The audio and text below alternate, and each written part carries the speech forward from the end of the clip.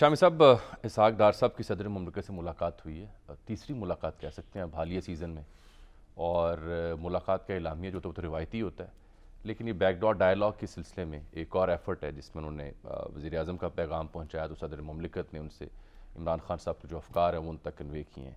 फिर आज ही लाहौर में ज़मान पार्क में खान साहब की ज़ेर सदारत बड़ा अहम इजलास हुआ सीनियर क़यादत का PTA का, जिसको बाद में मीडिया को ब्रीफ किया शाह कुरैशी साहब ने। वो कहते हैं जी कि सदर साहब ने तो फासले कम करने की कोशिश की थी लेकिन पेशरफ्त नहीं हो सकी, जबकि आज ही वो मुलाकात हुई और वो चंद रोज़ में असम्बलियों की तहलील का इरादा रखते हैं खान साहब, जिसका हमने इख्तियार उन्हें दे दिया कि आप कर गुजरें।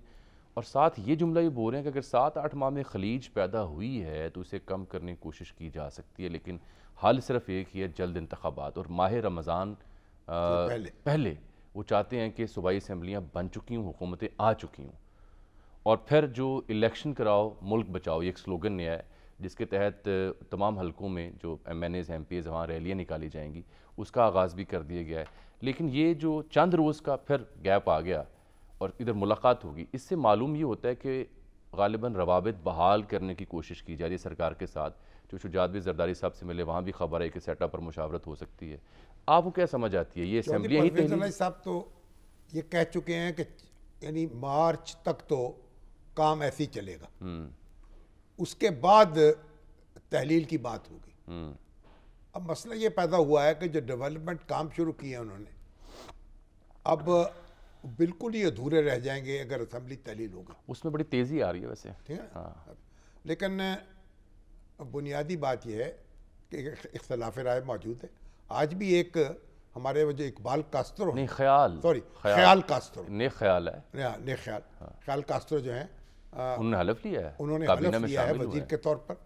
और वो हमारे कास्त्रो साहब थे, पीर साहब पगाड़ा की मुस्लिम लीग उसके लीडर थे, उनके बेटे हैं, अब PTI में हैं। हमारे डॉक्टर शफीक चौधरी साहब के बरादर निस्बती हैं। और लोग बताते हैं खान साहब लाइलम थे, उन्हें इल्म नहीं था कि ये उनको इल्म नहीं एक था तरफ असेंबली तहलील करनी है। हाँ। और दूसरी जानब काबीना में वसअत हो रही है, काबीना में तोसी हो रही है। तो बहरहाल एक शाह महमूद कुरैशी साहब ने तो ये धमकी दी है कि चंद रोज़ के अंदर ये फैसला हो जाएगा और असम्बलियाँ तहलील कर दी जाएंगी।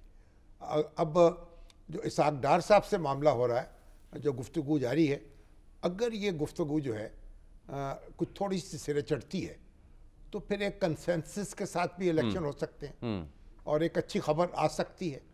अब इसमें कितनी पेशरफ्त होती है। बसूरत दीगर जो दूसरी राय मुझ तक पहुंची मालूमात वो यही है कि जो PDM सरकार है, मौलाना हूँ या दीगर रहनुमा PDM के, वो फिर इस नतीजे में पहुँच चुके हैं कि अगर मुज़ाकरात नतीजे में मामला आगे नहीं बढ़ता तो हम रेडी हैं फिर सूबाई असेंबली। हाँ जी, वो कहते हैं हम फिर सूबाई असेंबली को इंतखाब करवाने को रेडी हैं, वफाक में कौमी असेंबली के या जनरल इलेक्शन करवाने के पास नहीं जाएंगे, इन दो सूबों में इंतखाब करवा। उनका तो कहना यही है कि हम 2 सूबों में इंतखाब करा देंगे, फिर जो हो सो हो।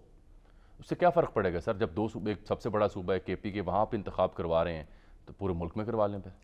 वो कहते हैं सिंध में इंतखाब हो नहीं सकता, वहाँ सैलाब है और इसलिए वो लोग इस पर तैयार नहीं होंगे।